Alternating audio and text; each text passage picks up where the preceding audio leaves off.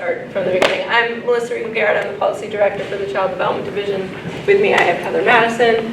She is the Data and Communications Coordinator. Her role is to take notes. We are on this tour with the purpose of gathering feedback.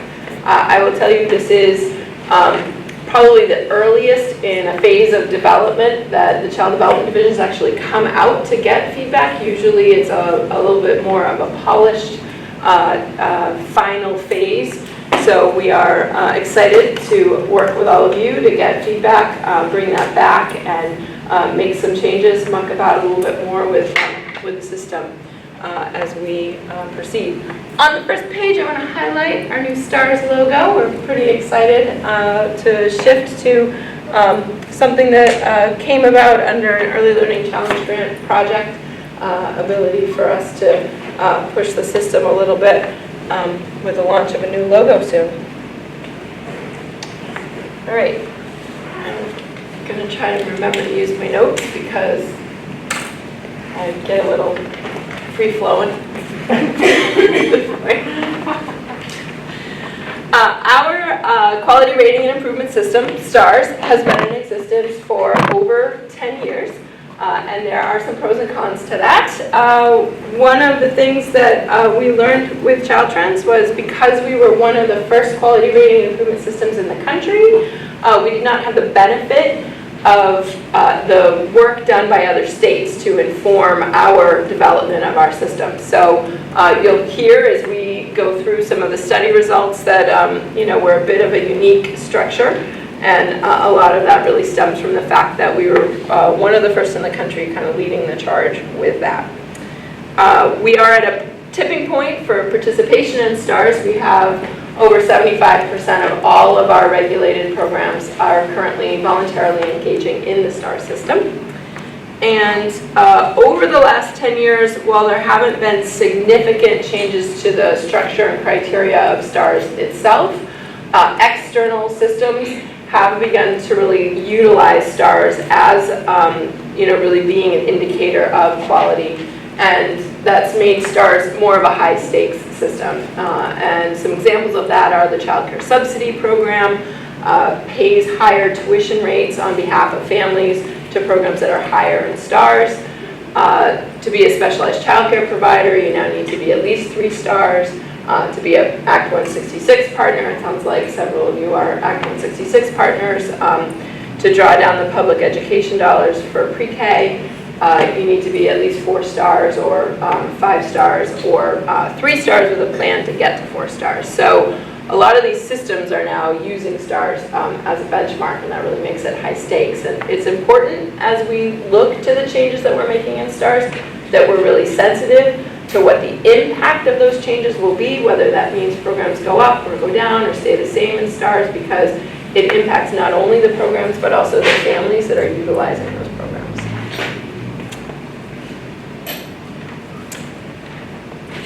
All right. So we are redesigning the system.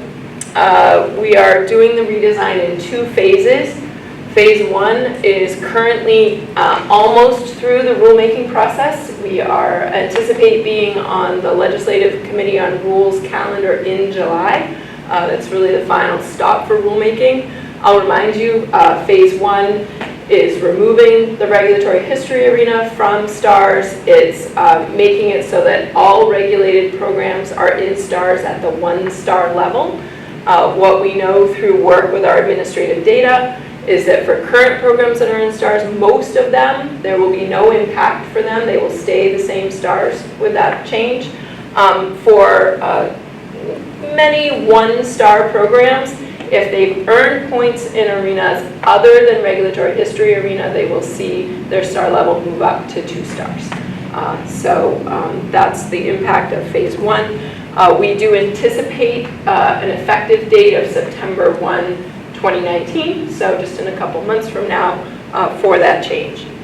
The second phase is what we are out here sharing with you. It is a much more significant change to the system. We are looking at both the structure of the system as well as the criteria in the system for the changes that we're proposing. And we are looking at an effective date of January 1, 2021 for that change, so a full 18 months from now. And that really gives us time to finish this tour, finish collecting the feedback, spend roughly 6 months incorporating feedback and changes into the system, come back out next fall, share with the field where we landed, and then start rulemaking in January of next year. So we really tried to have a timeline that's allowed us to be able to come back out again in the fall. So today, a lot of what we are doing is informational, and while it's not my favorite style of presentation, I am going to be talking at you quite a bit for at least the first half hour. I'm going to ground you in why we're proposing to make these changes, as well as how decisions have been made, before we really get into the reason you're all here, which is the details about the changes, and then we'll finish up with some next steps. So why change STARS?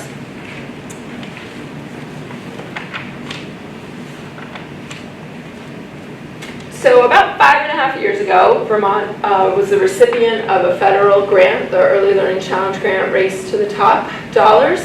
We received over $30 million in the state through that grant. It was a federal grant, and part of the requirements of that grant were that if a state had a quality rating and improvement system, which we do, STARS, that we would agree as part of getting those dollars to evaluate and validate our system. So Vermont chose to work with Child Trends, which is a national organization that's known for their work with states on quality rating and improvement systems. They support both the development of systems as well as evaluation and validation studies. So we were pretty lucky to get Child Trends as partners on that.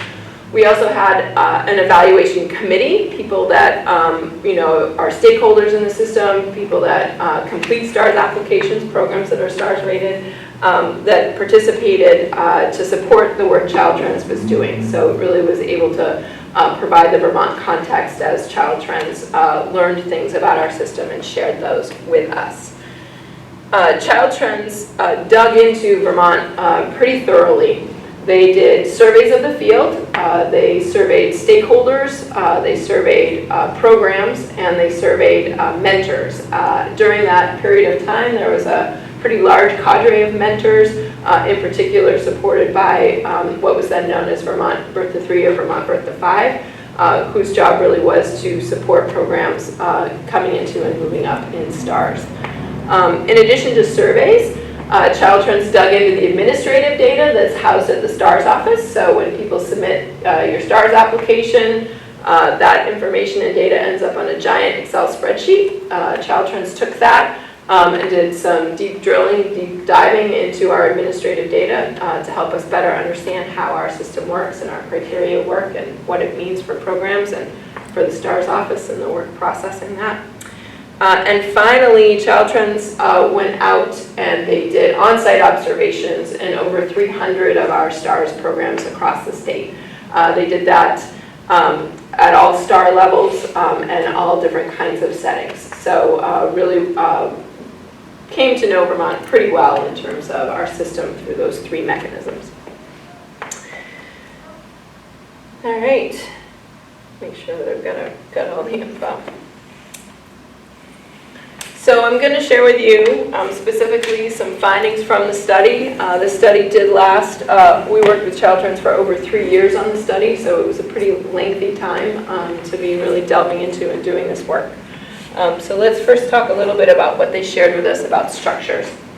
So across the country, states generally are using 3 different types of quality rating and improvement system structures. The first type is a block system, and in those systems, all providers meet the same criteria at each level within the system. So there are criteria at block 1, specific criteria at block 2. The higher up you get in a block system, you've met all the previous criteria for the previous block. So if you're a 3-block provider, you've met all the criteria in 1, all the criteria in 2, and all the criteria in 3.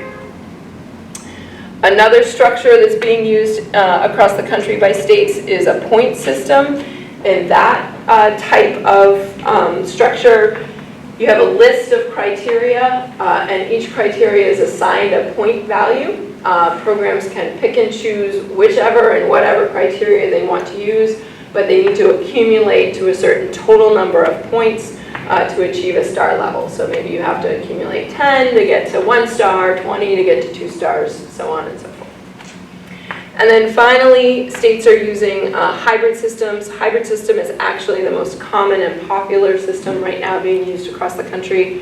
What they mean by that is actually a combination of the block system at the lower levels of stars, and then using the point system at the higher levels of stars. So a little bit more structure and commonality and consistency at the lower end, and then a little bit more flexibility up at the upper ends of their structures. So Child Trends worked with our STARS evaluation committee to really help us understand, what does that information mean to Vermont? And here's what we learned. Yes, Vermont is a hybrid system, but it's an anomaly hybrid, right? We do it differently. We're actually blocks and points at every level, arena, and turn within the system, so it's pretty complicated. One of the strengths to that, and I think really why it was designed the way it was designed, is it gives a lot of flexibility to programs. Programs can really pick and choose and individualize how they earn their stars. A drawback to that is everybody's unique, and so it's really hard to try to figure out how to support or provide systemic supports to programs if folks are so unique in their pathways to getting to their star level. And it's hard to identify if there may be common barriers for programs to being able to move up star levels. The other thing Child Trends shared with us is that we don't require points in all domains, or in Vermont we call them our arenas. I will share with you a big aha I had. I am also part of the Act 166 team at the Agency of Human Services, and what we realized is you can be a 4-star program and have 0 points in program practices. And you might think, oh, like maybe a handful of programs might do that. Actually, when we dug into our data for Act 166, what we realized is there's a lot of programs that at that point in time were 4 stars with no points in program practices arena. And then finally, Child Trends shared with us and explained to us the ramifications of programs achieving all possible points in regulatory history and program administration. And essentially what they said is, that means those arenas aren't actually the best way to differentiate quality as people are moving up through stars, because programs are achieving, most programs are achieving almost all the points in those arenas. So, they wanted us to really think about what the benefit of that is in terms of quality rating. So the evaluation committee dug into what are the trade-offs and the benefits to blocks and point systems, really trying to figure out what would serve Vermont better. Our dialogue centered a lot around the idea of the transparency of the block system and the flexibility of the point system.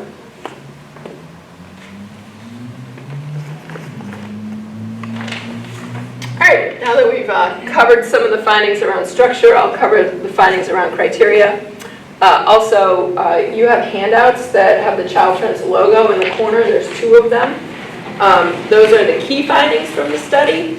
A little bit more detail than I'm giving you. I'm really giving you the findings that really led us to believe we needed to make changes.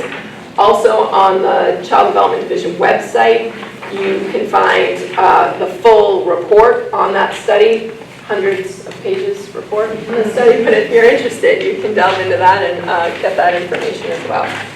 So now let's dive into the criteria. Again, Child Trends started with us by giving us the national perspective. So nationally, states are choosing criteria that fall in these categories. And they are pretty much covering all of these categories within their quality rating and improvement systems.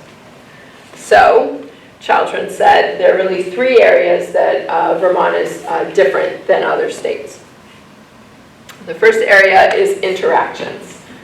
So Vermont does not have specific criteria built into our system around the interactions between teachers and children.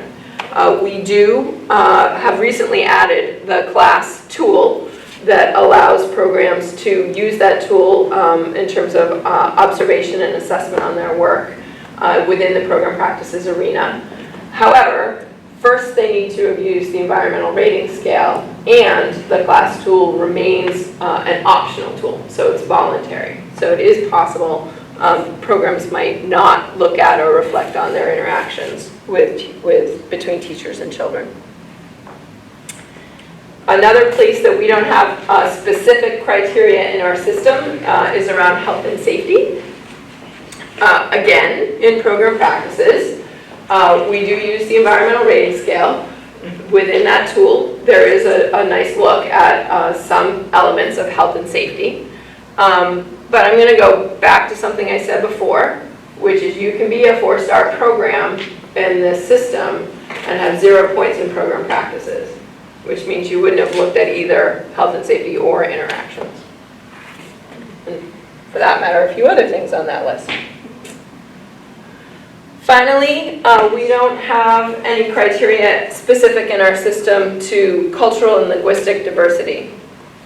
This was actually an interesting conversation at the evaluation committee level because in Vermont, we really take a little bit broader perspective around diversity, really thinking about the full participation of each and every child and what does that mean to be an inclusive or inclusionary program. But nevertheless, we don't have criteria tied to that either. So that's a place that our system isn't really looking at or having programs think about growing and improving.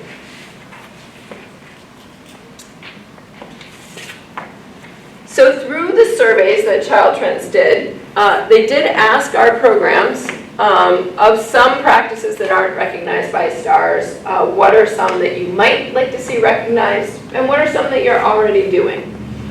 And you can see on the far end, the most popular answers really were tied to some of those health and safety practices.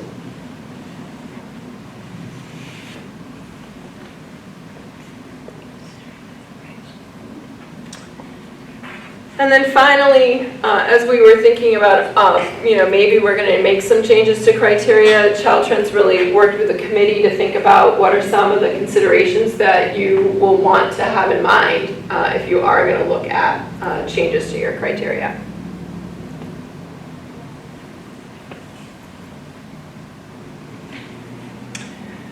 The committee has spent some time on this number 5, how many criteria? How many criteria do you actually need in the system?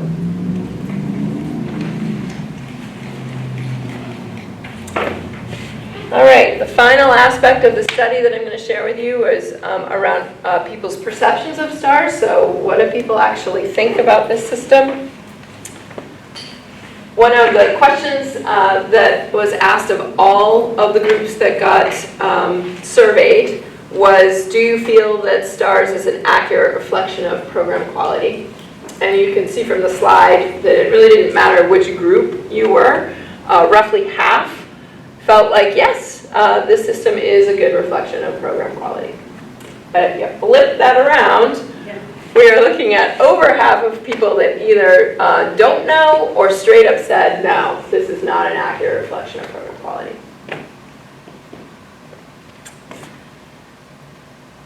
In the surveys to mentors, Child Trends asked them, which arena do you think most contributes to program quality? And overwhelmingly, mentors feel like program practices is the one that most contributes to program quality. I bet you can guess what I'm going to say here. You can be a 4-star program and have 0 points in program practices. So the committee actually had quite an interesting conversation about the relationship, perhaps, between this and the fact that you can get that high up in our STAR system and not have looked at your program practices. And what I will say to you is, it doesn't matter who you are, if you are a provider down the street or you are a parent visiting a program, what you actually experience when you are in a program are the things that program practices is looking at and helping you reflect on. So you are experiencing the environment, you're experiencing the activities the kids are partaking in, you're hearing, hopefully, the joy and excitement of the children in the program. And so it's possible that if a program has not looked at their program practices and not thought about reflectively improving in that way, that you really can be a 4-star program, a 4-star program, and a 4-star program, and feel and look very different, and maybe not in a positive way. I know I've only been on the inside of the state for a few years now, and prior to that, in my work in the early childhood field, there was definitely a lot of anecdotal conversations about, I'm a 4-star program. The program down the street from me is a 4-star program. How the heck are they a 4-star program, right? So I think that this slide actually, and this thinking around program practices really kind of reflects even some of what's happening in the field as we are experiencing this system. All right, so we've talked a little bit about the results from the study tied to the structure, the criteria, and perceptions. Any questions about what led the committee to land on the idea that maybe we really ought to look at changing some things about this system?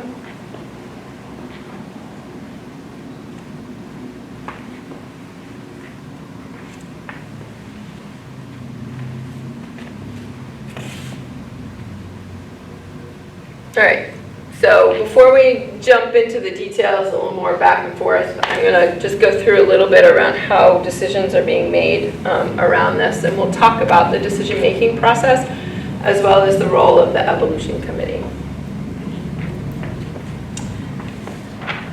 On the next slide, I'm going to get into some details about the makeup of the Evolution Committee, but suffice it to say, as the Child Trends wrapped up their work on the study and the evaluation team got to the point where we said, we do need to make changes here, we looked around the room and we said, do we have the right people here? And the answer was no. We need more people that make up the field, make up the folks that are actually filling out STARS applications. So we went on a recruitment campaign. And somewhere in that process, I sent an email out, and the subject line was the STARS Evaluation Committee, but I did a typo, and it shifted it to the STARS Evolution Committee. And my good friend Joanna sent me an email back and said, did you mean to change the name? And I said, well, no, but you know what? It works.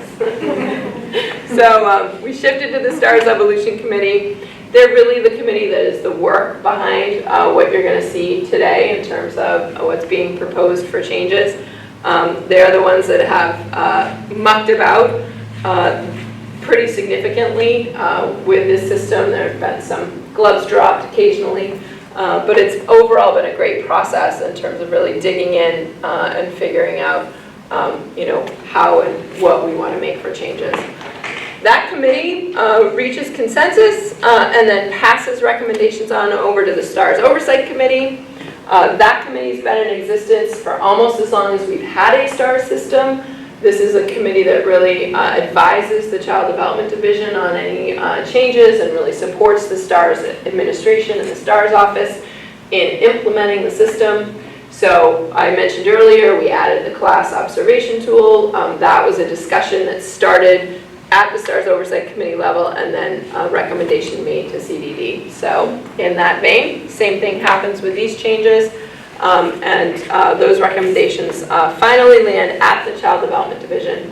There are two decision makers at the Child Development Division, Deputy Commissioner Reva Murphy and Commissioner Ken Schatz.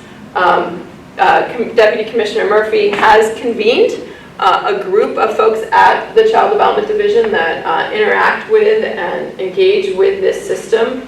And so as we've received recommendations, we've been able to process those with her, think those through, strategize a little bit with her, but what you see really has been a final decision, well, final decision in terms of it's ready for airtime, not in terms of it's stuck, coming out to you all now.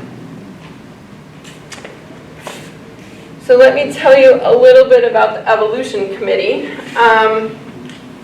So these folks, like I said, are the ones that are really doing the work.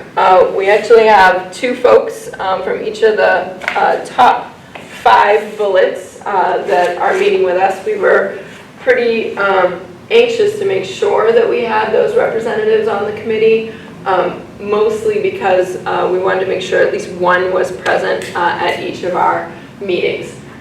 We've done fairly well with that. I would say probably somewhere between 85 and 90% of our meetings we've had at least one representative from each of those top 5 bullets there and advocating from that settings perspective. And overall, all of the folks that committed to doing this work with us have remained engaged and part of this process throughout. I said we were with Child Trends for 3 years. I think we are coming up on year 2 of Evolution in August. So it's been a bit of a commitment for folks, and definitely a careful process that we've used.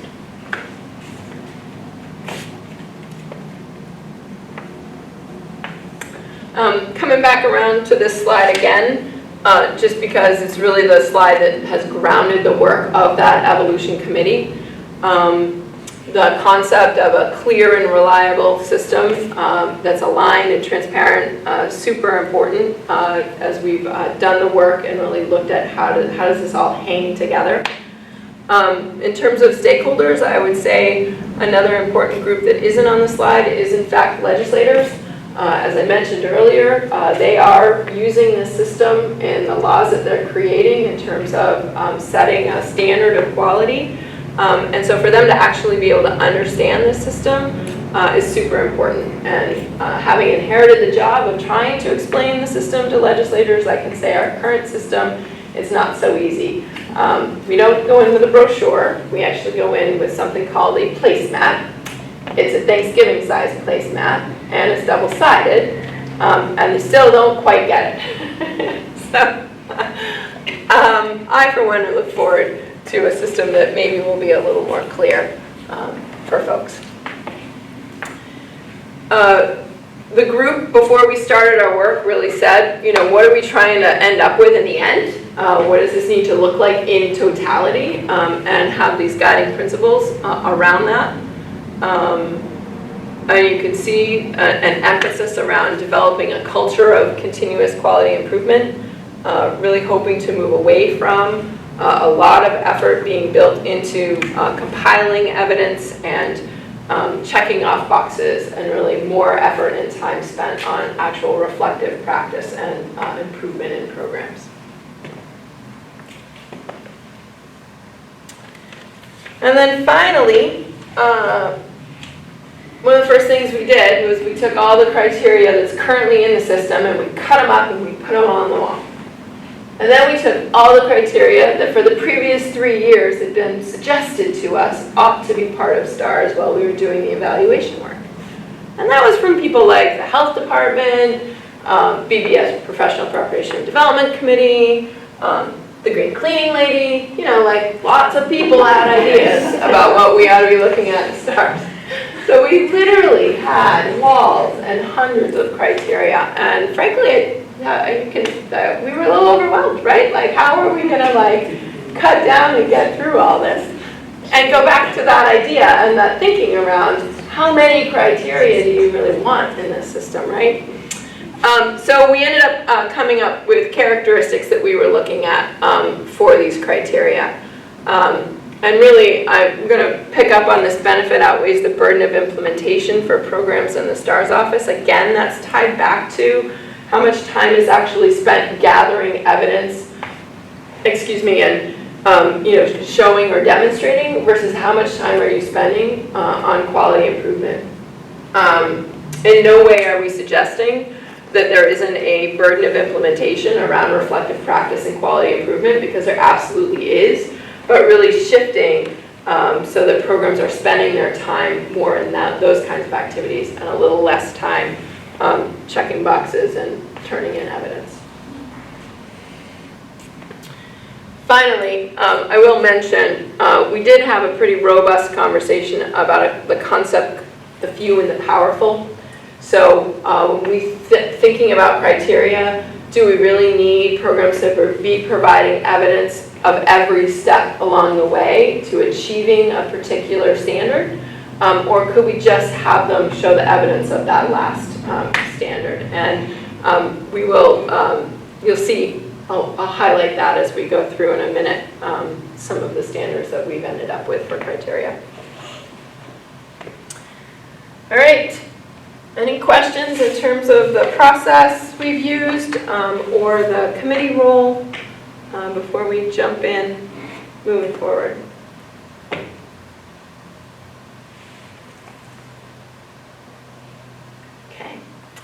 I will say that the process for decision making is in fact the same process that we'll use with all of the feedback we get, both through the series of presentations we've done, as well as through our survey gathering. All of that will start and land with the evolution committee for them to unpack and figure out the recommendations for how to incorporate those. Guys, right? Oh, yes. Got a busy summer ahead of us.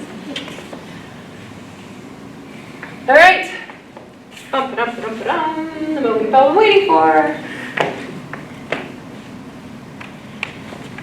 We have made one decision that we aren't going to change, and that is on the structure of the system. And the reason for that really is it's hard for us to weed through and figure out where particular criteria sit if we don't know within what structure that is happening. So the final decision has been made to move to a hybrid, a more traditional hybrid structure with blocks at the lower levels and then points at the higher level. So starting September 1, 1 star is equivalent to programs in good regulatory standing. So in the new structure, that would be block 1. And then up through 2, 3, and 4 star levels, those will be blocks, which means that, and I'm going to share with you on the next slide, but programs that are 2 stars will all meet the same criteria. Programs that are 3 stars will meet the 2-star criteria and the 3-star criteria.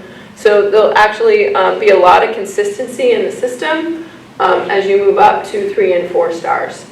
And then finally at the 5-star level, that's where we actually will have a menu of criteria, and those criteria will be assigned a point value depending on the rigor of that criteria, and programs will accumulate points to earn their 5th star. I'm actually going to go into each one of those levels on the next slides, but any questions in terms of just the structure?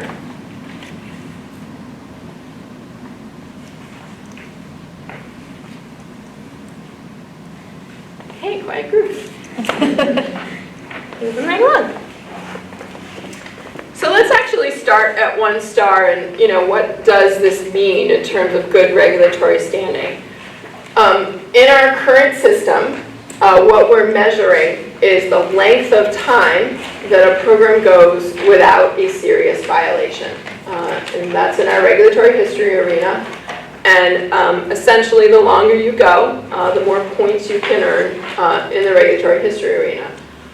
What we have found is that programs who end up getting a serious violation then lose all their points in regulatory history. And in many cases, that results in the loss of a star level. So with this new structure, what we have is essentially, if you're a program and you maintain your good regulatory standing, then you remain in stars and you remain at the star level that you have earned. So how would you not be in good regulatory standing? We actually have 5 different statuses in our licensing system that you could be that is not good regulatory standing. Revocation and intent to revoke. So we closed you down, or we're pretty sure we're going to close you down. Pretty serious stuff happening to get to the point where that's happened to a program. The next level is suspension or intent to suspend.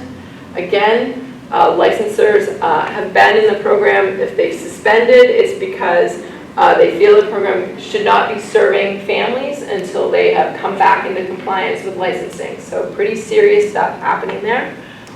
Intent to suspend, they've gathered enough evidence that it's pretty clear they're going to need to suspend that program.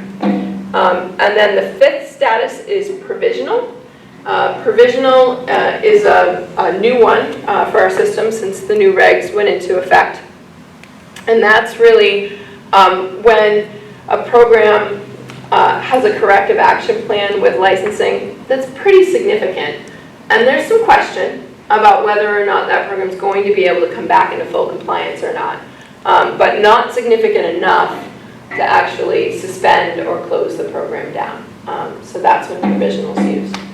We've used the provisional status twice since we have had the new regs in effect. One program was in fact regulated and in good standing and then went into provisional status. They're still in provisional status, so I can't tell you whether or not they were able to come back into compliance or not. The other program actually was coming into our system. So they were becoming a regulated program. The licensor felt like they had met enough and were in compliance enough that they could start serving families, but wanted to continue to keep an eye on that program, support that program, and ensure that that program came into full compliance before issuing a good regulatory standing rating. So, in short, you could have a licensing visit, you could have a parental notification letter type of violation, you can work on and submit your corrective action plan with your licensor, you can complete that and come back into compliance with licensing, and the whole time you're in good regulatory standing. It's only when things are pretty significantly happening that the other statuses are used. But it's fairly high stakes. If you get one of those other statuses, you are in fact out of the system. Mm-hmm. And if you don't have that, 2, 3, 4, 5 are moved. That's correct. Great. Is that sarcastic? Just clarify my question. But what if you have 4 and there's some regulatory? Will there still be demotions? No, there'll be no demotion in the system. It's either you're in and you're at your level and you've met the criteria going up and you stay in good regulatory standing, or if your program is significantly out of compliance with licensing and the licensor has decided that you should be in a different status, any of those 5 I named, provisional, suspension, intent to suspend, revocation, or intent to revoke, and in which case, 0 stars. You're out of stars. So you have to start over. Yes. Yep.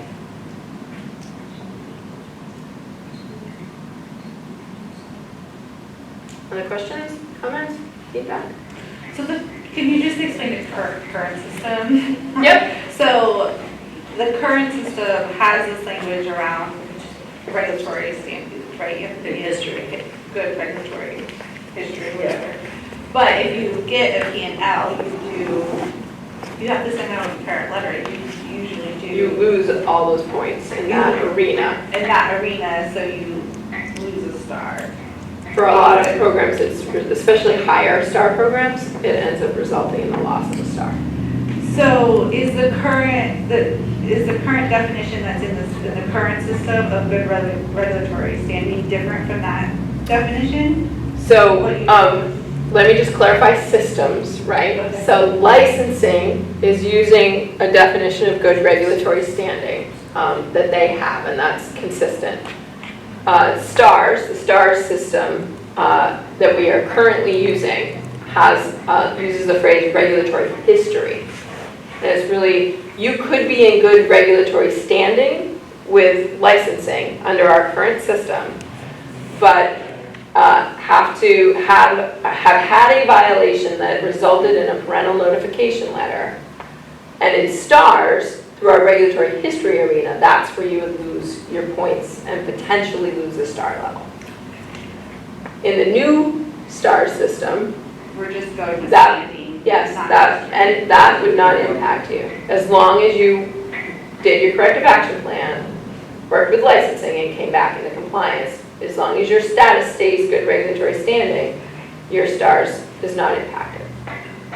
Is this the piece that will start in September? This is September 1, yes. Yeah.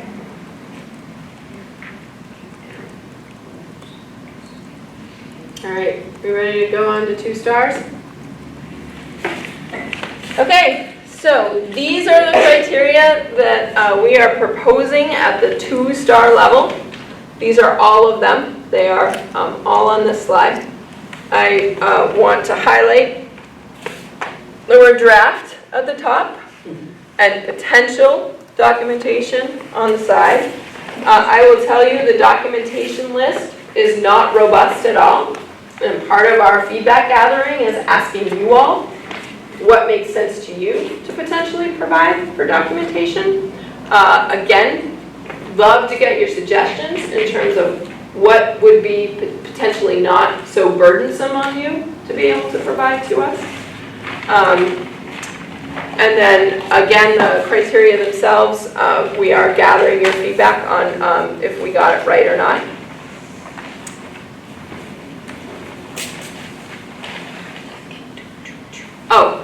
In addition to these 2 pieces, we are working on developing a guidance document. So just like the licensing regs has a guidance document, this system will have a guidance document as well. So if we are looking for particular documentation or evidence, that will be completely spelled out in the guidance document. Someone at another presentation asked if you're asking for a policy from us, could the guidance document have samples of that policy? Absolutely. That's absolutely something that we can put in the guidance document. Occasionally you'll see things like statement meets rubric criteria or the checklist of evidence or something like that. If that's actually happens, then that would be in the guidance document, so people will have full transparency in terms of what's being looked at on their criteria. And then, One thing you didn't say is how often is this data going to be gathered? yeah, so that's a good question, and it's one that we still have to. Okay.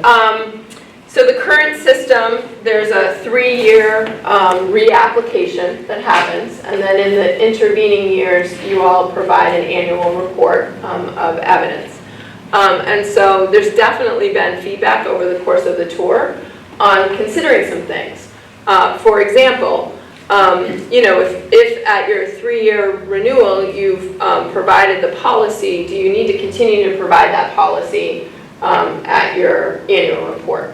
One person actually suggested, and we have not processed this yet, that, and I'm going to talk a little bit about this quality improvement plan, but that maybe the annual report is just the quality improvement plan.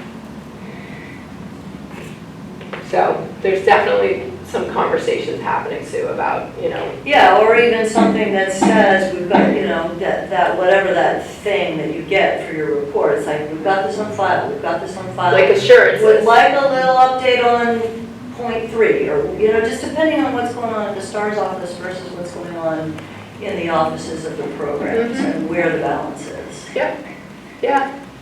Because there's so many phone calls that Joanna has to field, well, do I need to send this again, or can I just write on file? I think our hope is that when we roll in the fall, that we would have a draft guidance document to come as well, so that you all have a chance to say to us, we need more clarity here, here, and here. But part of that would in fact be around, what are we potentially, if we've gotten there. Like, frankly, this has been, we said we've been working on it for like 2 years, and here we are now, ready to share at least this far. But, if we can get to the point where we can figure out, is this something where you reapply every 3 years or every 5 years, or like what does that look like, and then what are we asking for in the interim? The good news about guidance is that that does not have to be part of the rulemaking process. So if we come out in the fall with the pieces that need to be in the rulemaking process and we haven't quite finished the guidance, or we haven't figured out exactly how frequently people are renewing or what they're providing when they do their annual report, we can keep working on that, even next spring if we need to. So let me talk to you a little bit about this continuous quality improvement plan. This is something that's a little bit different and something that we all are pretty excited about for the system. This is getting to that point of how does this system actually help programs reflect on their practice and get better over time. So, the idea is that each program will have their own quality improvement plan. And at the 2-star level, there's no specific criteria in terms of how you might self-assess for that plan.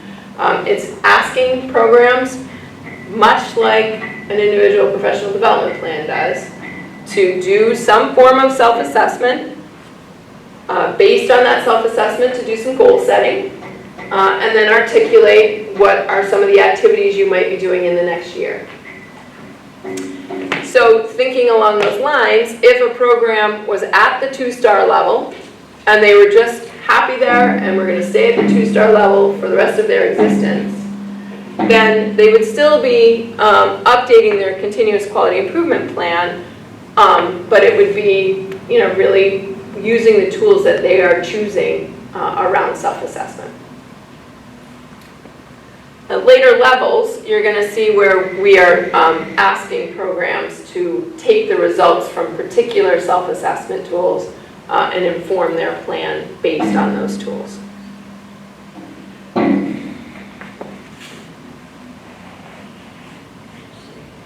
In the current system, in the families and communities arena, if you go on the families track, you would use the Strengthening Families self-assessment tool and then create an action plan. And then in the program practices arena, you might use the ERS or the class, you do that self-assessment, and then you create an action plan. In this model, not all these different action plans. This is actually putting the self-assessment piece and everything in one plan.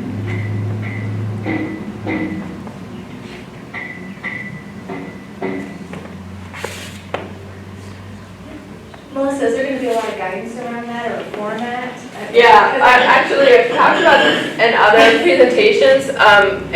Much the way the individual professional development plan is almost its own booklet. I can almost envision that there be its own sort of pull-out booklet that guides this, absolutely. And someone said, well, the individual professional development plan has like 3 ideas for how you might structure it. Same thing here, right? There might be 3 ideas for how it's structured. We also talked at others around like what would we actually be looking at? Like, is Joanna responsible for judging what you decided you want to get better at? And the answer to that really is no. We don't want to put Joanna in that boat. So really thinking about, what would be the criteria that we'd be looking at in a plan, and it really would be about, was there a self-assessment? Did you set goals based on that self-assessment? And did you set activities tied to those goals, right?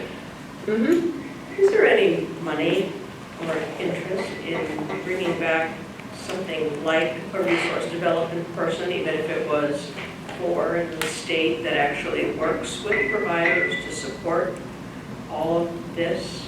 So there is definitely interest, and we were awarded a PDG 2.0, so it's the Preschool Development Grant. There was a second round that we are currently working with, where we're doing some planning, some statewide planning, using our Early Childhood Action Plan to decide what might we want to do to get better at as a state. And one of the things that's on the table is the concept of regional, or whether that's 5 or 6 or whatever it looks like, teams of folks that have expertise across teams on various aspects around supporting program quality improvement.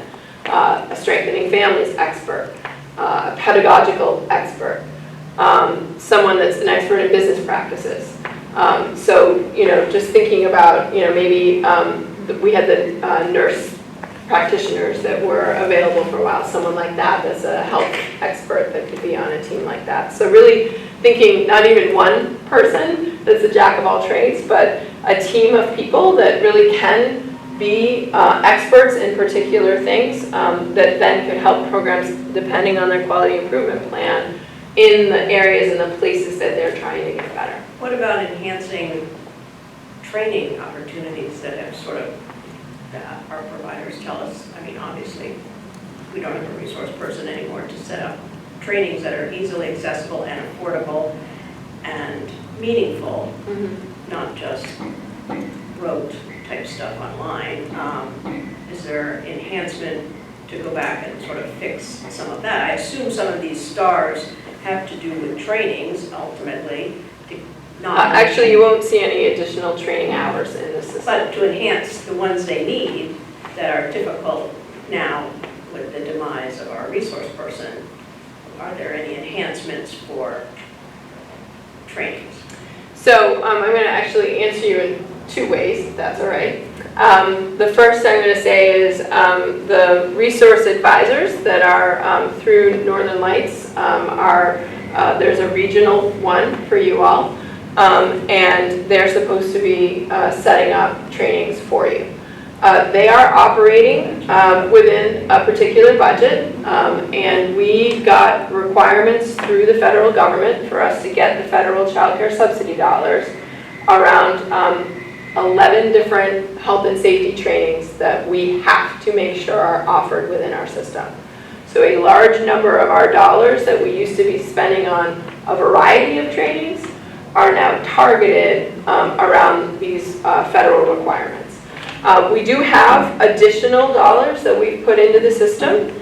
Over the spring, Northern Lights worked with the Professional Preparation and Development Committee and asked them to go through a process to recommend to CDD what trainings we put into the system over the next year.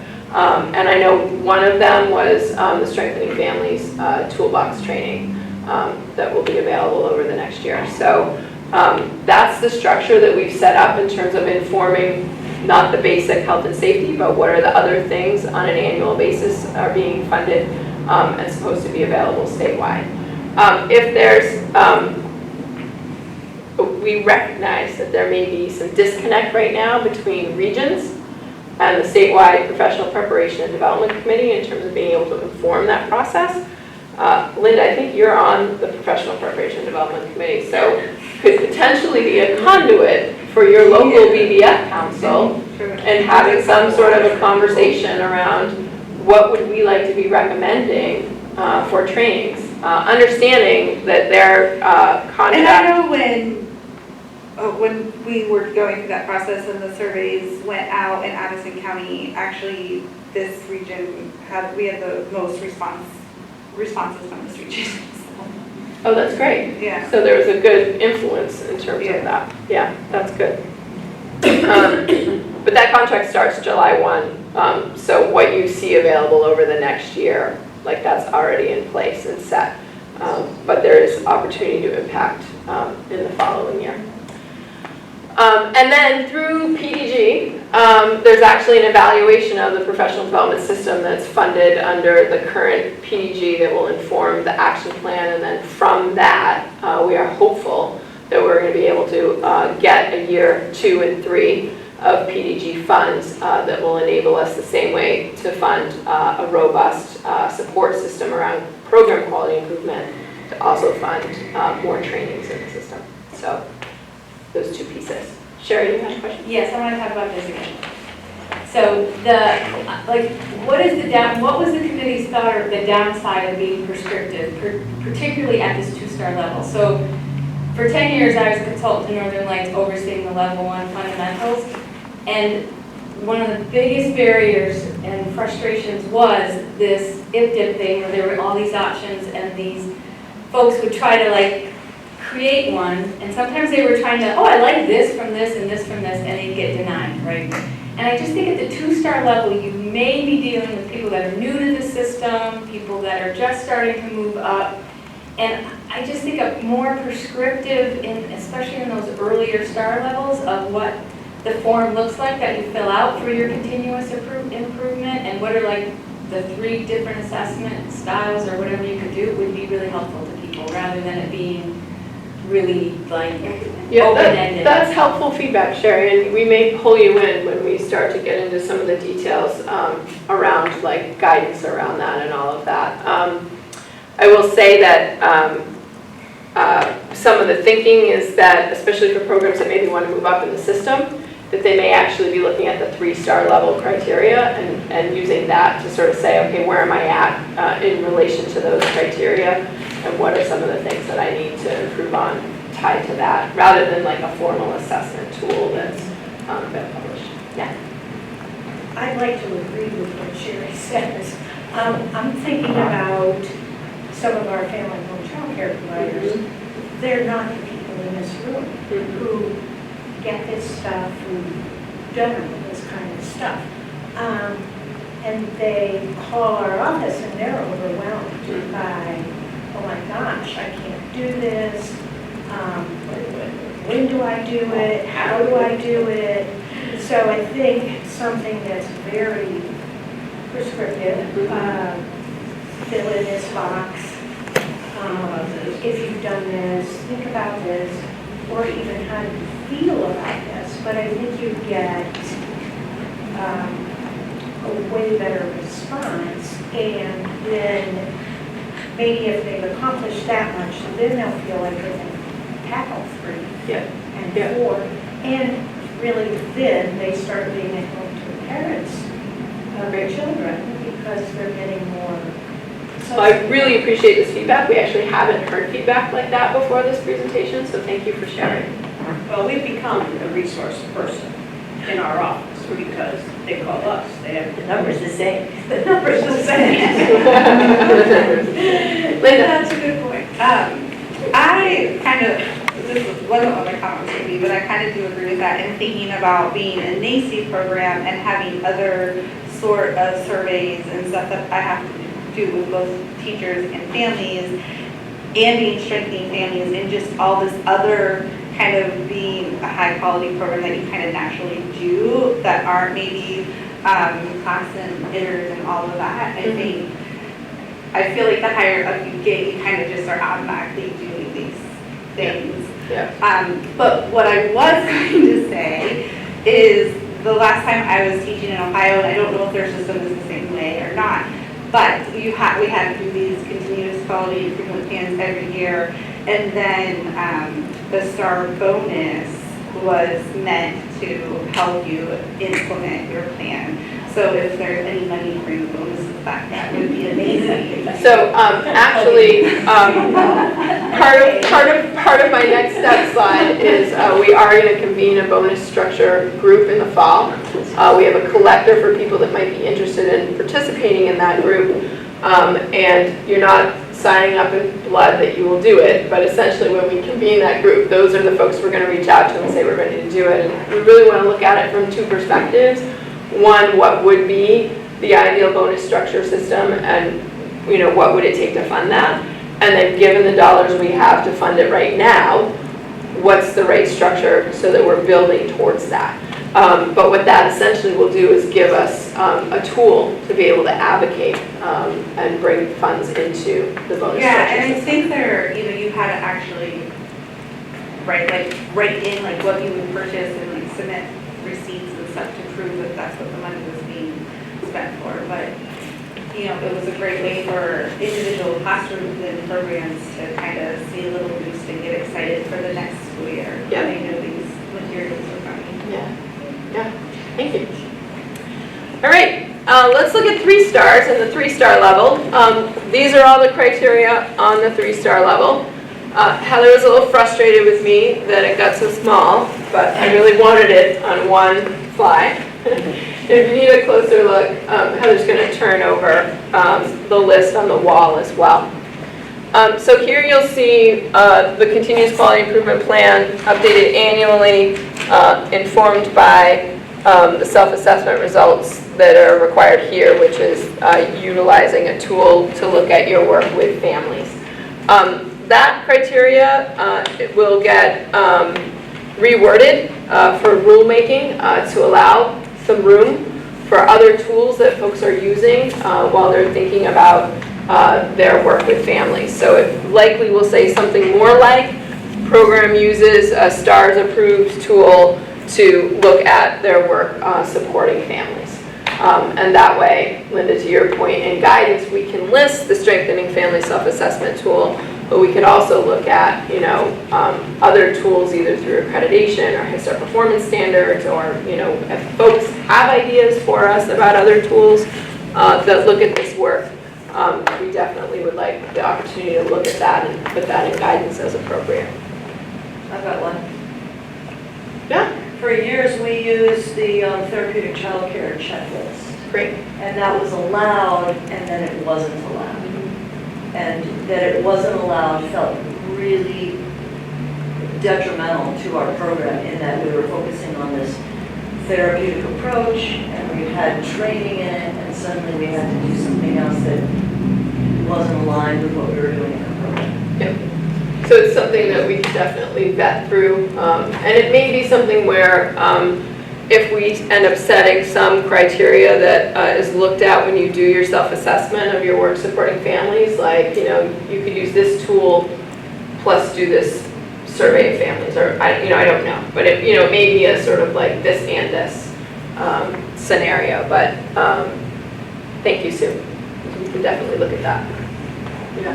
Why is the strengthening family assessment outside of that quality, the continuous improvement plan, and something that's required? Why did we separate it? Yeah. We wanted to be really clear that that was its own sort of activity and thing that you would do, but then you would use it in your quality improvement plan.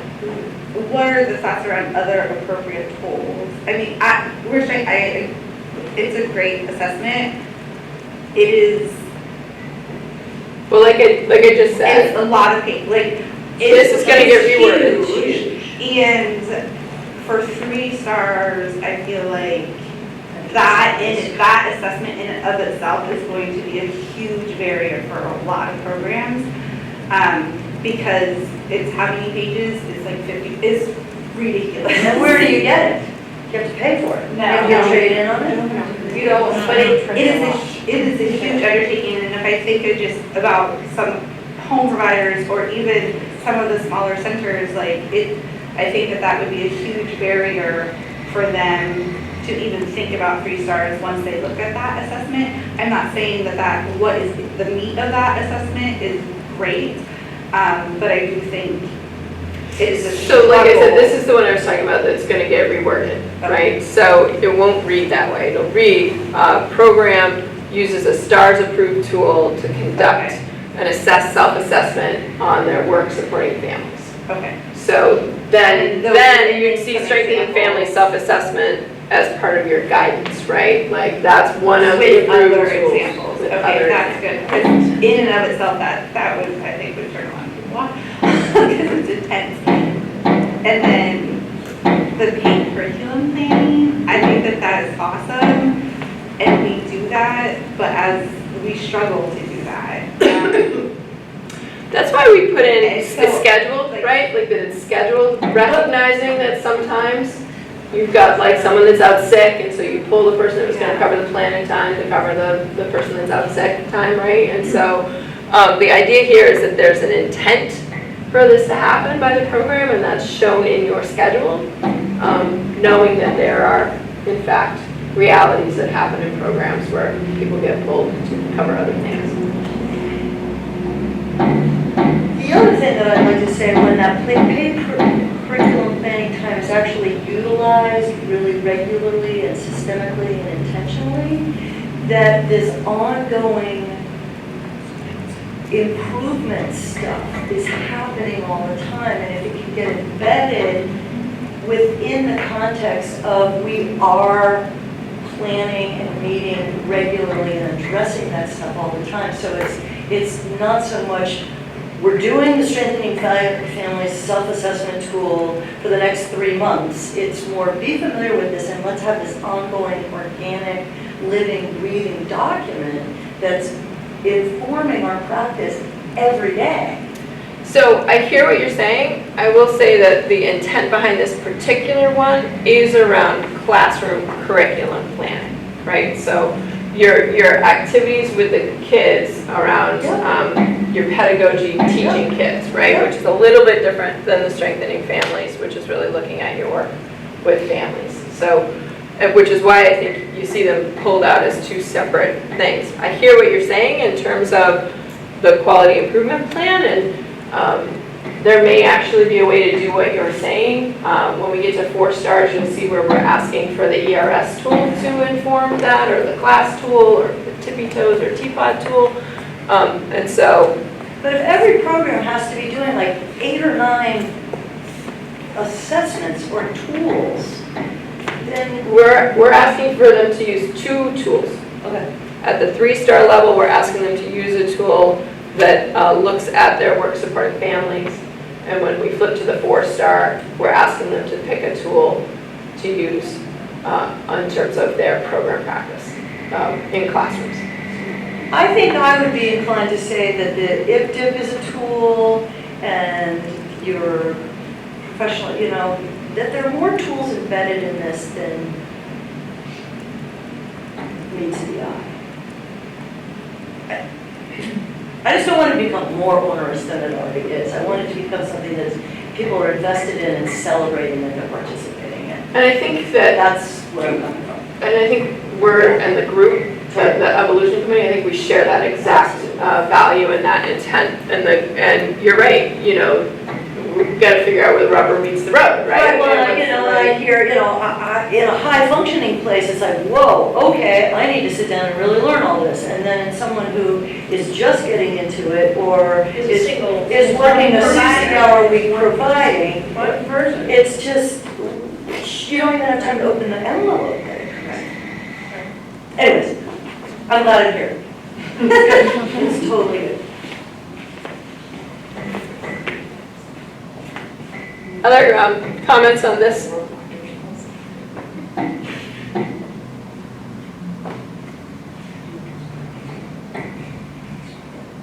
You guys want to see 4 stars? I guess the question really is, are you ready for me to go to 4 stars?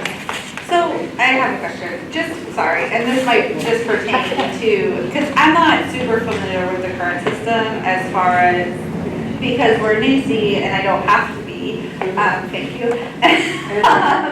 But I feel like there is kind of this difference between recognizing that there is a vast difference between center-based and family home providers. And so when I think about something like paid curriculum planning, what does that look like for a family? A 60-hour week. Like how? Well, we actually have had conversations and other presentations about that. Frankly, if they are paying themselves to do planning, probably their hourly wage is just getting lower and lower, right?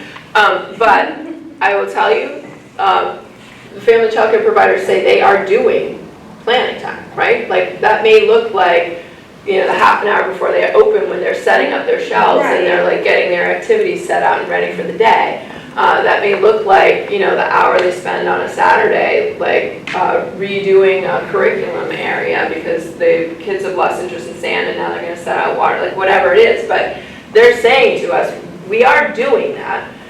And, so that's part of our conversation around potential documentation sent to stars. We're asking them, okay, well, what makes sense for the spirit of this criteria around planning time for you to send? And it may not be that they're sending us evidence that they're paying for it, because frankly, like, they are. But that they are instead, showing us ways that they are And that's why I doing planning. think the more support that you can build in terms of a person who can Yes, help them, the more successful they'll be as they start off in this, and maybe they'll stay longer than a year before they say, this is just too much. Yeah. And nobody is helping me get through this, and I don't know what to do, goodbye. It's a lot to ask. They want to get stars for their families, but if it's just too much between finding classes and getting help, figuring out all this stuff, they'll just walk away. But it's also, you have to think, like, it's right size though. Like Linda, you're doing this for 20 people. Right. And a home provider is doing it for themselves. So I think that's the other piece of this, is that when they're doing this, it's about their own program themselves. They're not having to coordinate all the staff. True, but they don't get paid time to go sit down for, an hour and ponder it either.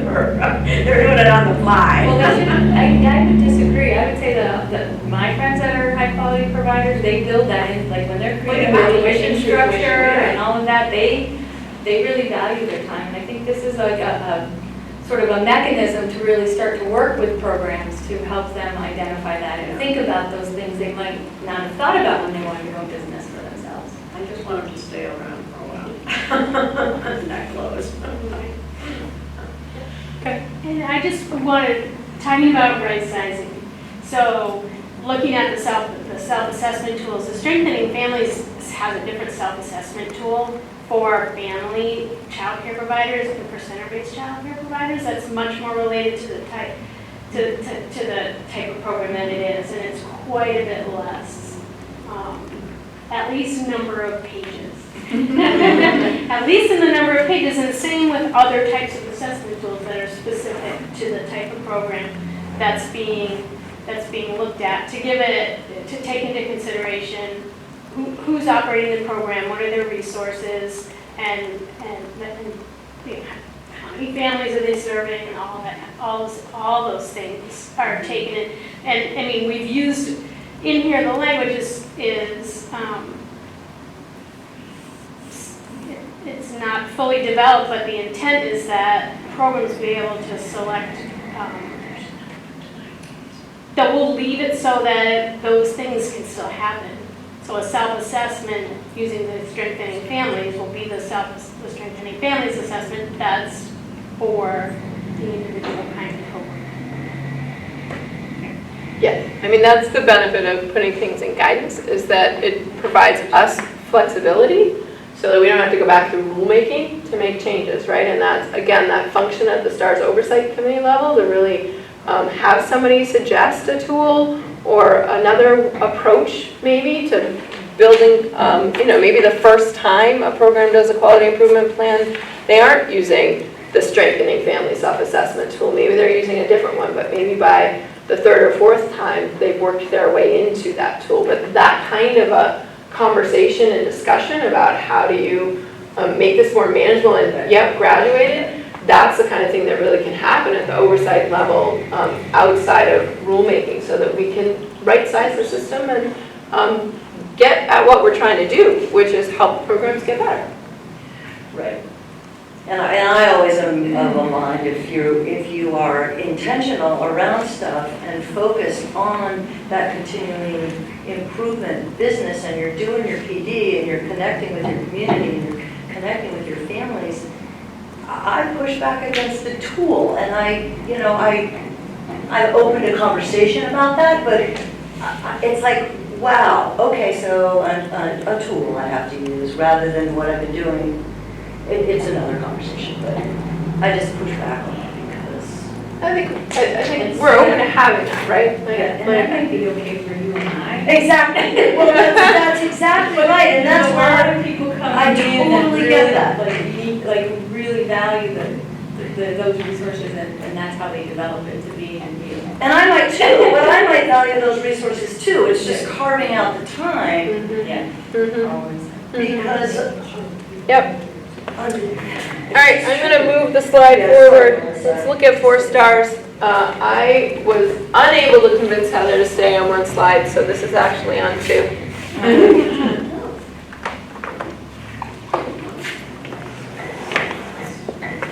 This is where you see the program assessment tool now also informing the quality improvement plan. So the concept is at this level, the quality improvement plan is informed both by program assessment as well as by whatever you're using around your work with families.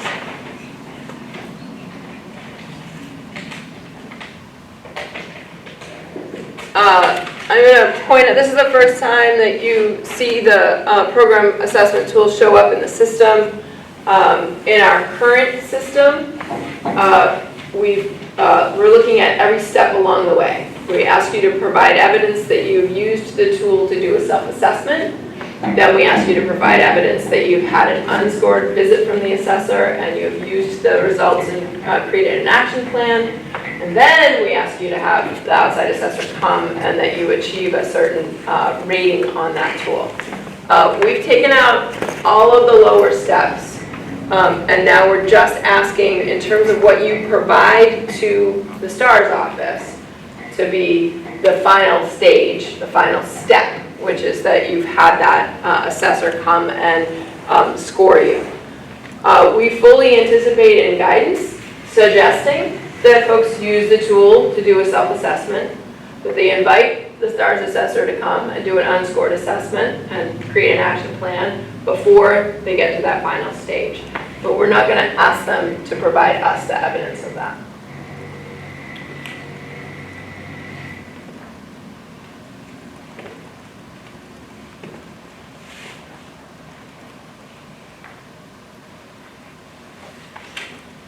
The one about the Universal Development Screening Registry,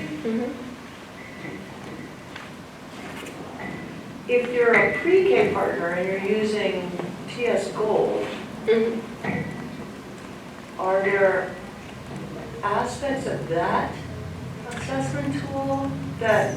So TSG is really addressed as the first line, which is that you're regularly observing and tracking the development of children. Other programs, I did it in index cards in a little index card catalog, right? And I was madly writing on index cards, filing them, color coding them, it was a great system.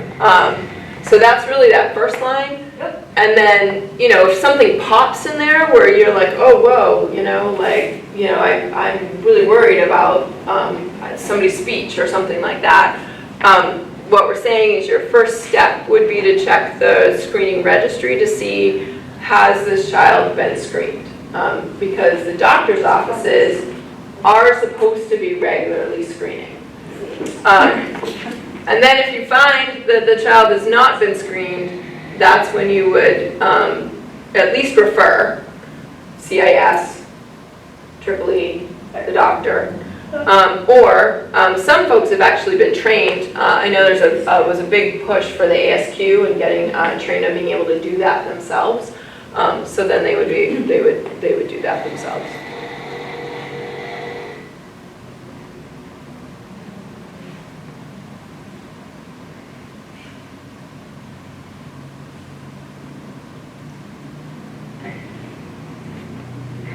Roll to the next page.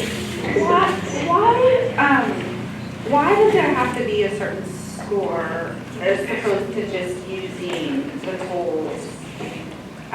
Is that common practice for states to be using, to require a certain score? That's a good question. Heather, will you write that down? It's actually a conversation that's been an ongoing dialogue around that. And it made more sense for us to roll out to the field now with a more rigorous criteria rather than come out in the fall with a more rigorous criteria we hadn't gathered any feedback on. So we're, that's something interested in hearing from you all on. And is it because there's multiple tools now, not just Beckers and ITERs, does it become more onus on the STARS office to determine Just have a every score. tool, Yeah. what are those criteria for every tool? Maybe. And it's a balance, right? It's like that thing said where like the benefit outweighs the burden of implementation, both for the program as well as for the office in terms of. I just remember being in a training with the lady who developed the Beckers and ITERs, and I forget her name. You gotta take balance. Right, and she's like, you gotta take your ones, you're not gonna do everything, you just gotta take your ones, and kind of like, in that spirit, even the person who developed the tool is like, right, not everything in this is gonna be for everybody, and that's okay, and yet here's a system that's saying, Got a score. you have to get a score, So in the world of and that's the most QRS, important thing. right, in the world of Yeah. QRS, there's a big debate about Yeah. even using the ERS or any tool in a high stakes way. It wasn't created for this purpose, right? Right. But there's a big vacuum, right? There's nothing else to sort of put in its stead. So it's definitely a conversation that's happening on a national level. Other states are using the tool in this way. This isn't unique to Vermont by any means. That doesn't mean we have to, but it is sort of the tenor right now. There's dialogue about it, conversation happening. I will get on board with Linda's comment, is that an unscored assessment in our program is way more valuable than a scored one, because there's opportunity for true learning and dialogue around what your assessor is bringing, rather than an intense thing around being graded. It becomes the intense thing around being graded rather than a learning opportunity of someone who has this tool that they know more about than you do. Yep, that's helpful. Thank you, Sue. Yeah, I think I'm going to add the feedback that you get from the unscored is the most valuable piece of. The unscored, Yeah. totally.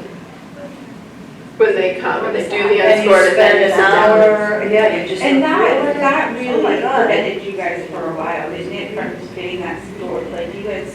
We didn't do, well, we were doing the therapeutic practices, and then we were told we couldn't do the therapeutic practice, and then it took us several iterations, years, to say, okay, well, we'll have an unscored one, to kind of get up our nerve. Yeah, To yeah. have and to become familiar enough with the tool, what the tool is gonna be like when it comes into your program. Yep, yeah.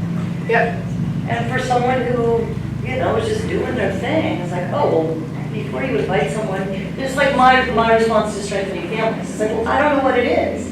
What is it gonna take me to be up to speed, to feel like I can really learn and find that that's a valuable thing? Yep. Yeah, I know I could, because some of my colleagues are, but thanks for listening. that's the point, Sue. That's why we're here. Yeah, yep. All right, I'm gonna go to the next slide. We can come back to this slide if you guys think of something, but I do want to spend a little time here because this slide has taken some time in other presentations. There are two criteria concepts on this slide, and I'd like to talk to those before we get into some dialogue about the others that are on here. The first one is really, well, as I mentioned before, you've not seen additional training hours built into this system the way they were built in to the previous system. And this is, again, another attempt at sort of getting at, what is some of the more final levels that we are looking at rather than specific training and training hours, right? Those accumulate to something. They accumulate to a change in practice, or they accumulate to qualifications. In this, we're really getting at the change in practice. Science and research is really telling us and showing us that going to 2-hour trainings, 3-hour trainings, doing your seat time in trainings does not result in changing practice with kids and families. What is helping to change practice with kids and families is when there's a relationship with somebody that helps you make that change, right? Helps you reflect a little bit, gives you the courage if you tried something and it failed. So really trying to come back around to this concept of what do programs do already, and in some cases, there's a person on staff that their job is to help people reflect and change practice. But in other cases, folks are accessing communities of practice. Some folks are accessing some mentoring. But, and what might that look like in the field?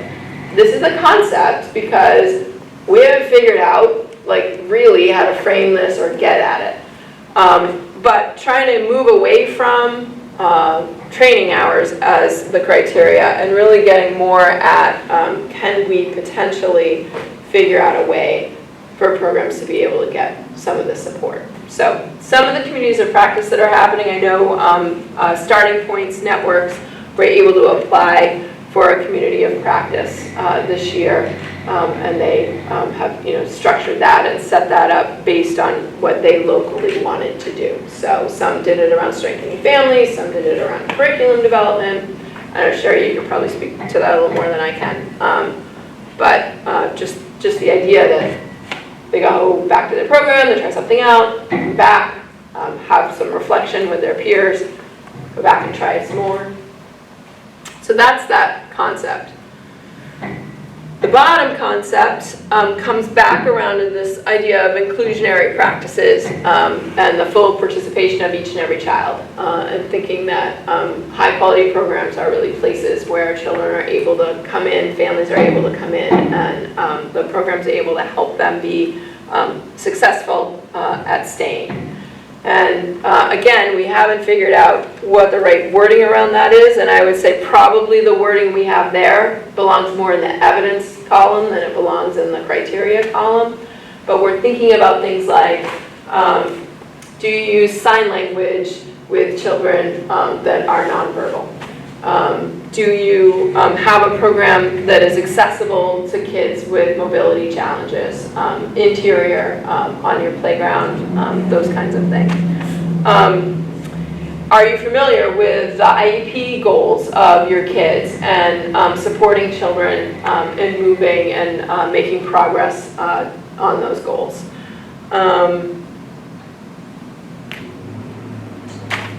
But things like that, right? Like where you're, if you have children with behavior issues, are you accessing special accommodations grants or things like that to support them? Okay, Melissa, I apologize because I stepped out to call. Does it include being inclusive in terms of the children are actually financial assistance? Yes, someone else brought that up too. So, programs sometimes make very intentional choices that they're not going to charge families anything higher than the subsidy rates, right? I mean, that is in fact making an inclusionary practice so that families can engage in your program. Yeah.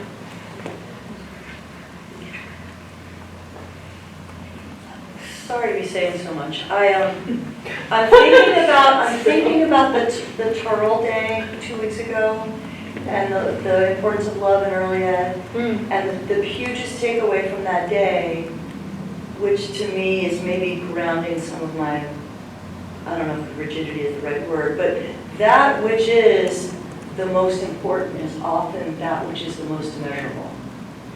Right, you can't measure. Yeah. And the relationship-based process is what truly makes our programs exceptional, is when our relationship-based practices and processes are most at the fore. If love and security and respect and all those things are grounded in the relationships. And those things are the most difficult to capture.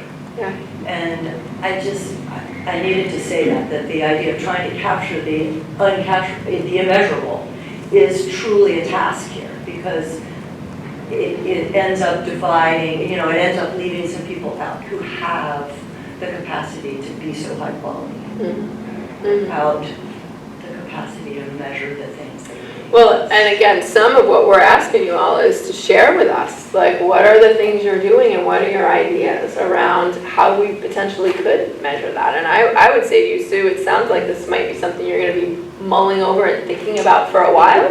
And so, Probably. all right, so if that's the case and it's, next fall and our surveys have closed and what have you, but you have an aha, Yeah. like, I'll call you up. yeah, please do, because like that's something, again, that is gonna live in a guidance document, right? That we are gonna be able to change and grow and improve on. And I would say, especially with some of these newer criteria, we have to be willing to like reflect on those and get feedback on how is that working in the field. Learn from the data at the STARS office in terms of where the challenges are and how might we be looking at this differently or asking for different kinds of evidence. So, Well, even as simple as a statement of, can you say in 3 sentences what is really evocative and important in the quality of your program?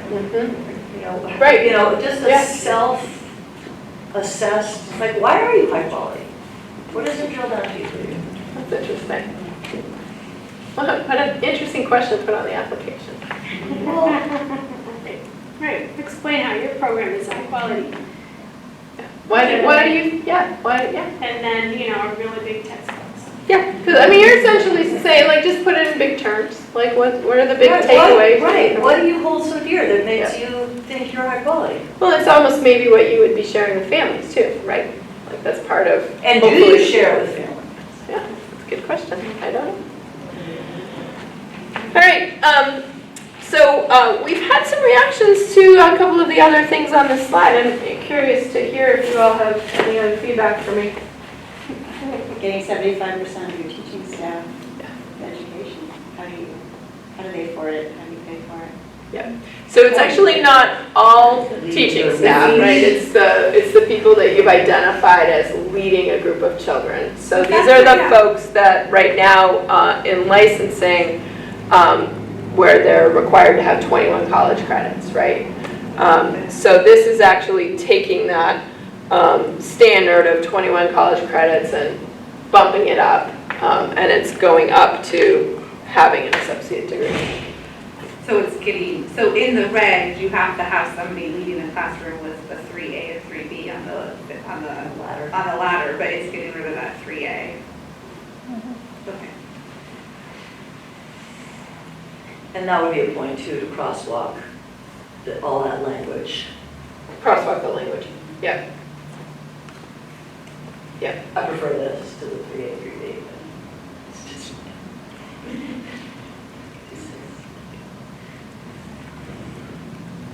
It can be tricky. And I think there's going to be times where it's easier and times where it's harder. I don't think it's going to be predictable.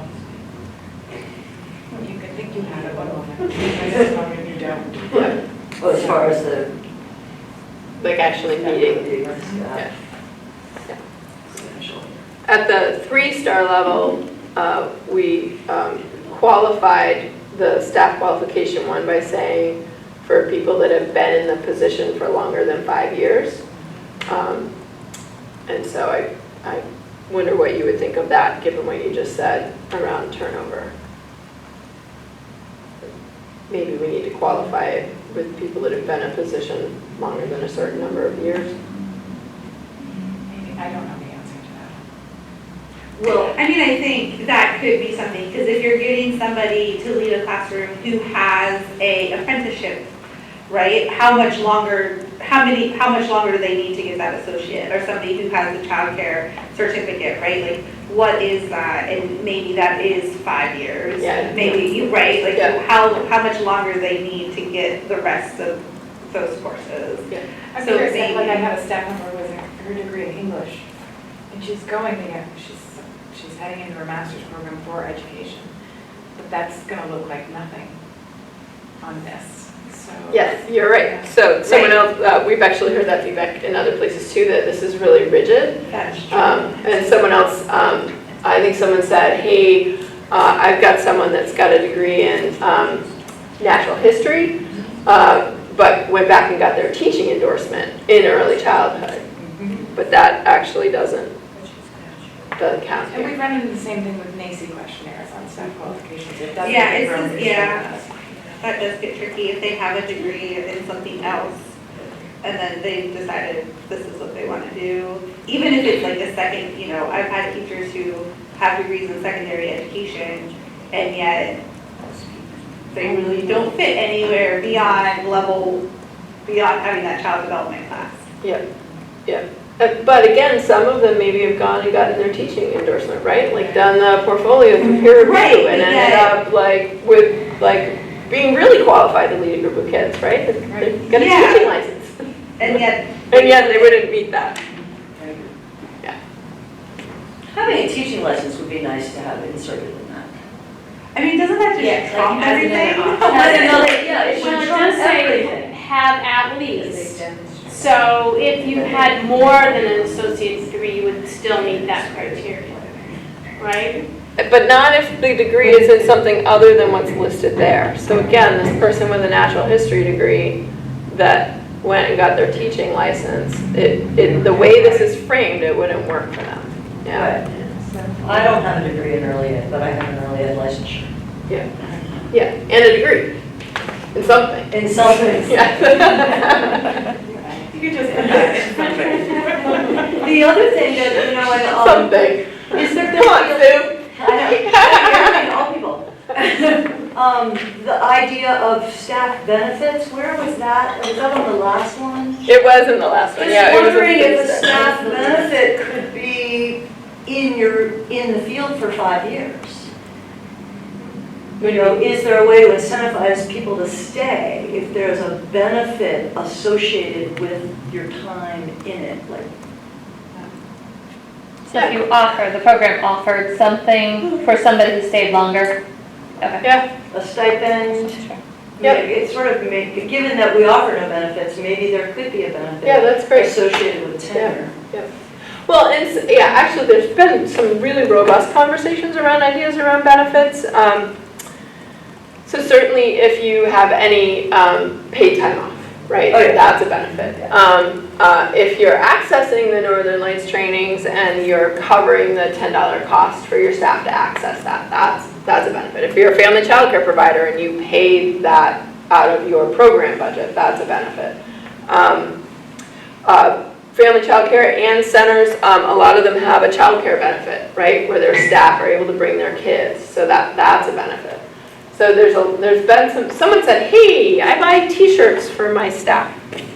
Well, at this point, I'm like, at this point, give us your ideas. Like, what are you actually paying for, right? And then the evolution committee is gonna go through and vet that. I mean, this is the time, or whatever the criteria, for you all to like really be thinking at and giving us your ideas and your thoughts. Yeah, so there's a program that brings breakfast every day for their staff. Every day. It brings what? What did you do? Breakfast. Breakfast. Every day? Wow. That's a big So breakfast. Melissa, you are, back to that. So this would be an example that would be really frustrating around the ways that it's perceived that AOE and AHS don't work together, because in the eyes of AOE, you would be early ed endorsed, but you wouldn't meet a start level. So that's really Yeah. important to go back and Yeah. tweak. Thank you, Sharon.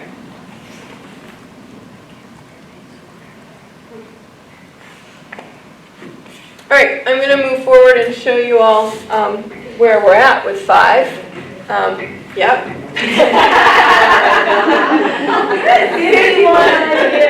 Wow.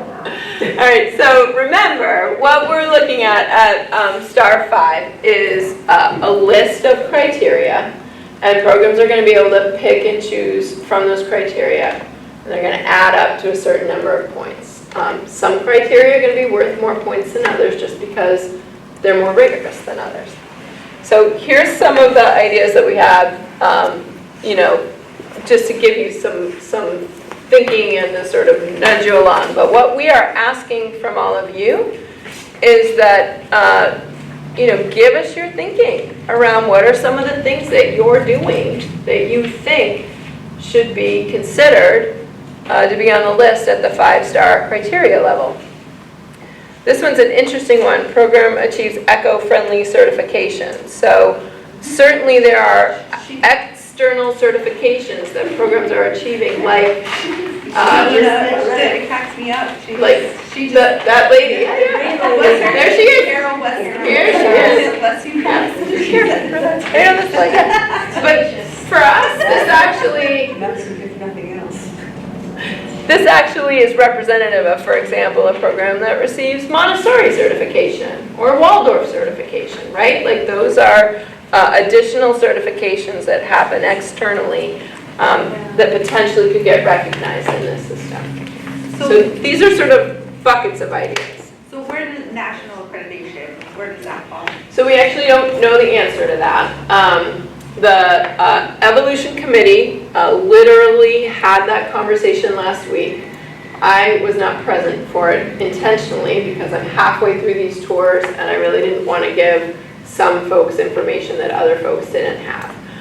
So what I've been saying to people is, we definitely recognize in terms of accreditations, Head Start performance standards, that there's a significant amount of work that goes into that. And that there's a significant amount of quality improvement that happens there, right? And so we want to be really intentional about how that intersects with the system. And we've got a variety of thinking that was on the table that I think got discussed last week. And one is exactly the way it looks now, right? Where there's a streamlined application, there's, you're NAOIC accredited, and there's a couple of things that you need to show or demonstrate. And, when I just off the top of my head, there's a criteria that's, your staff IPDIPs are in BFIS. They're in the Bright Futures Information System. I mean, that's just something that a national system wouldn't be looking at, right? So, so there's that potential. There's a conversation around it. Do we have a 5-star plus, right? Do we essentially add a level to the system where you're 5-star plus? There's conversations about, could accreditations end up here where you earn levels at the 5-star, you earn points at the 5-star level. So a variety of ideas were on the table. They are being thought about and carefully vetted, and that recommendation will eventually land up with CDD, and when we come out in the fall, we'll have a clear plan around that, Linda. So I just want to go over, what we figured out and what we haven't. We have not assigned any points to the criteria. We do have a rubric that we have figured out that we will use to assign those points. And I'm actually going to share that with you on the next slide. We have not figured out the total number of points that you would need to achieve 5 stars. We've had some conversation that there might be 1 or 2 criteria that we would like all programs to do at the 5-star level. We don't know if that's where we will land or not. And certainly, still wide open is the menu of items available. And like I said, really asking people for their thinking on what are some of the things that you're doing that you think should be recognized at this level. So before I flip the slide to the rubric, I want to be really clear. This is the rubric that the Evolution Committee is using with the first list of criteria to assign their point value. In the future, the Oversight Committee will use this rubric in order to assign point value to criteria that are suggested into the system. It's not something that you all will need to use, yeah? You might have said this, but if we're 5-star now, on the day this comes into effect, are we 0 working our way up? Are we hoping to hang on to 5? What? We definitely are having conversations around like what's the right approach to being able to have that be a soft landing for programs, right? It's a big philosophical piece for us as well as for you all in terms of what I was talking about before with this being a high stakes system. You're going from 5 stars to 0 stars is really disruptive. It'll be 1. Not oh yeah, you do 1. That's right. Thanks, Sue. No, but it's not only disruptive for you all, but it's also disruptive, frankly, for families. Yes, absolutely. So we need to be very thoughtful, and I am going to actually talk a little bit about some of the ways we can do that in a minute. All right, so let me show you the criteria rubric. So the Dark blue is really where we see things that differentiate criteria, right? So the amount of time it takes you to get a criteria accomplished, the human resources in your program, the people power to get it done, the money it might take, and then the complexity. So if you run a criteria through this, if it scored low, if it scored a 1 on all of those, it would score a total of 4, and we would give it a value of 1 point. That you would, if you picked that criteria as one of the things that you wanted to do, you'd have 1 point in your total. Conversely, if the criteria actually scored the highest it could score in each of those categories, it would score a 13. And we said if you're 12 or 13, then we're going to give that criteria a 5-point value. Again, we've not determined the total number of points a program might need to earn to get 5 points. I can tell you it's probably not going to be 5, probably also not going to be 50, right? So we're going to land somewhere in a reasonable place in there.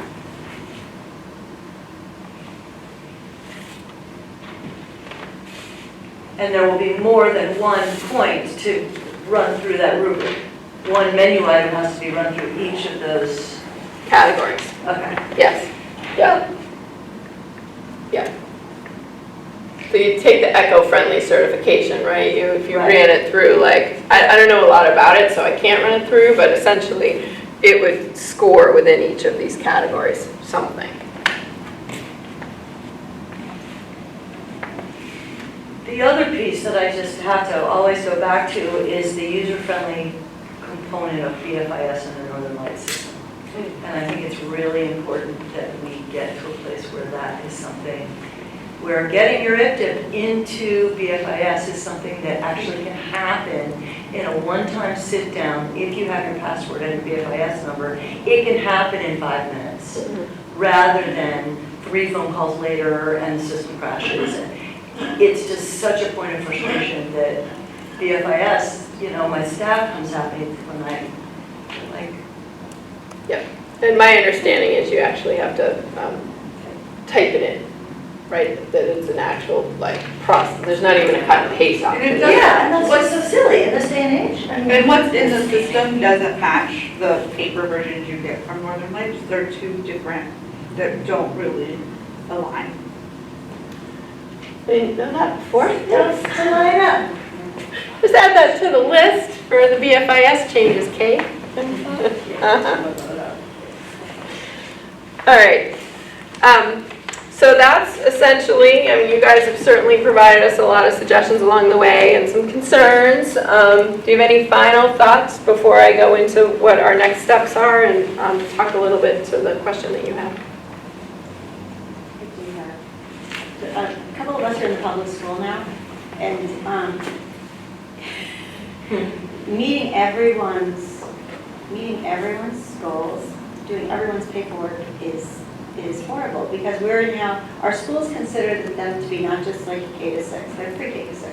Yeah. So we're doing everything AOE needs and everything the public school needs, and we've got curriculums and all kinds of things. But we are also considered childcare centers. So our administrators don't even know what we're doing on BFIS and all that.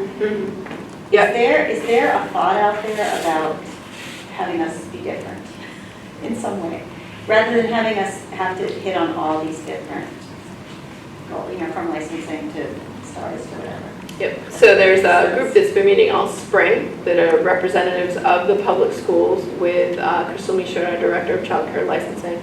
And there was a section in licensing that previously wasn't populated that was exemptions for public schools. So they have vetted, again, 9 months of work and meetings, vetted they surveyed folks for their ideas on what ought to be exempted, and then this very large group did a lot of work to vet that and come up with recommendations on that. So you'll see Do we see that yet? some changes to licensing around that. It will go through the rulemaking process. So we have a meeting this week, I think, a final meeting internally at CDD, and then you'll see some of that thinking come out.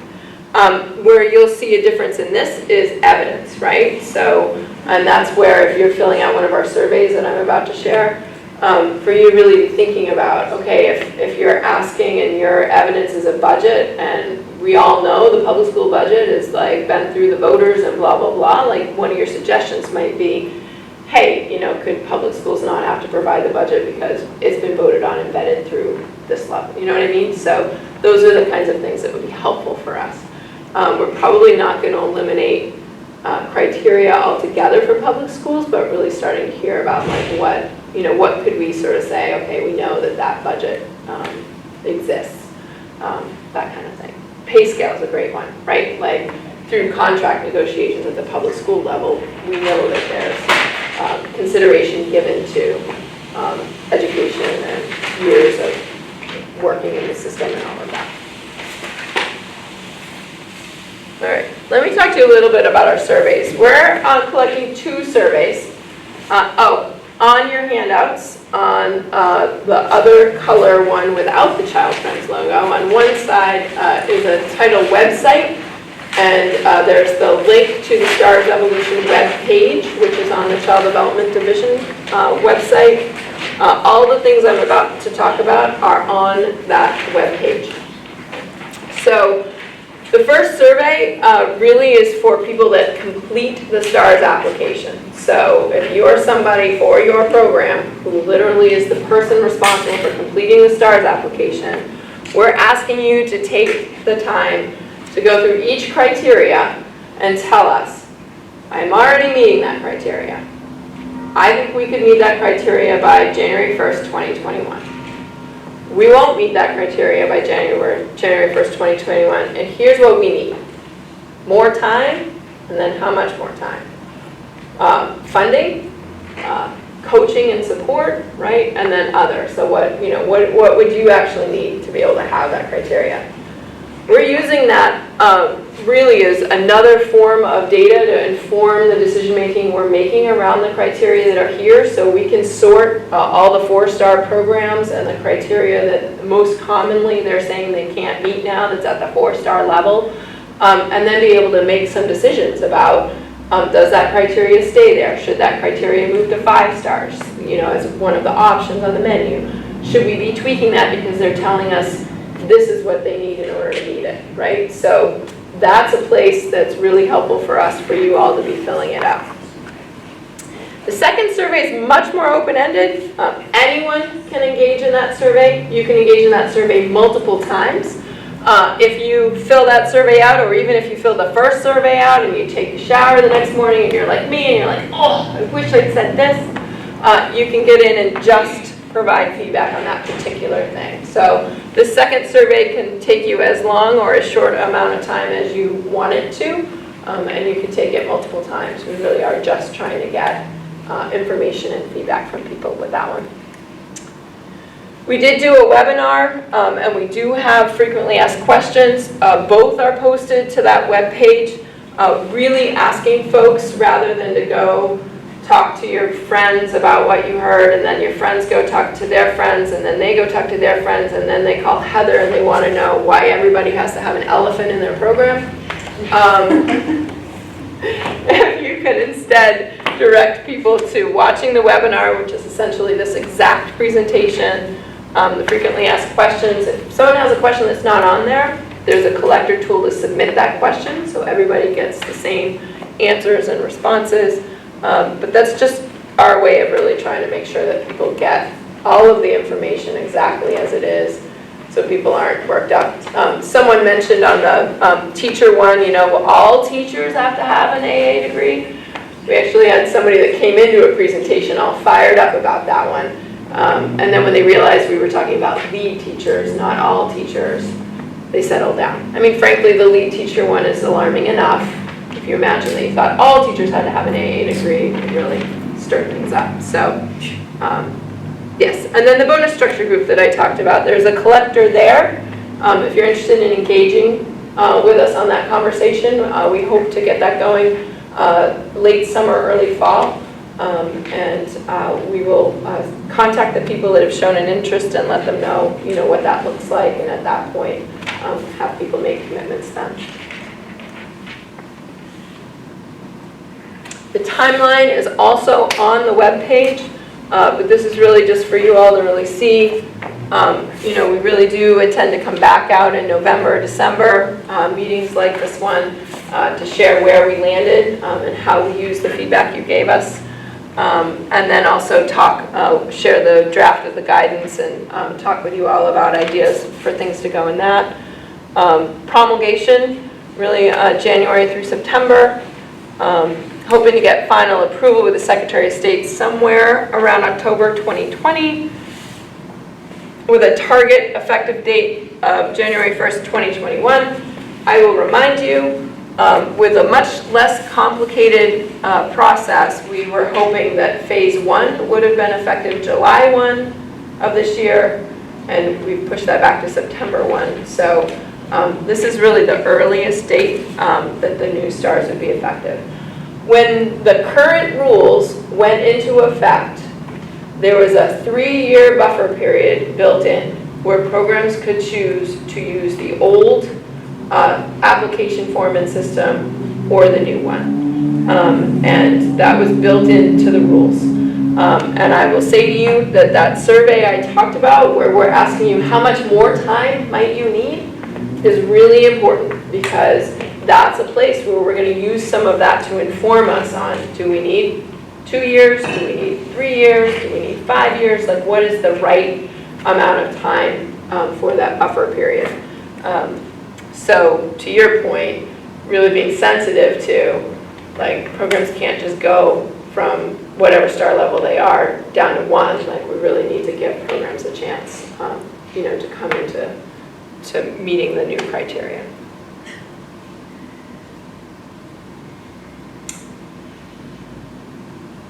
All right, so that's all I have for you all. Well done.